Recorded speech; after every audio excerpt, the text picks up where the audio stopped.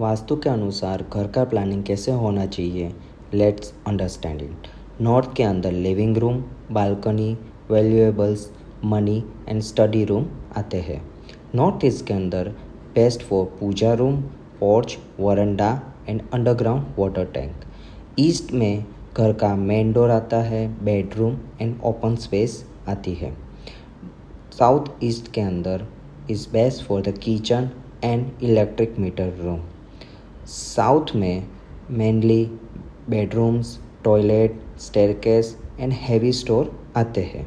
South west के अंदर घर का जो मेन मास्टर बेडरूम आता है, wardrobe, overhead water tank, cash box, Tulsi and store आते हैं। वेस्ट के अंदर children bedroom, study room, dining table, toilet, food grain store, overhead आती है। नॉर्थ वेस्ट के अंदर guest room, washing place, toilet, parking and open space आते हैं।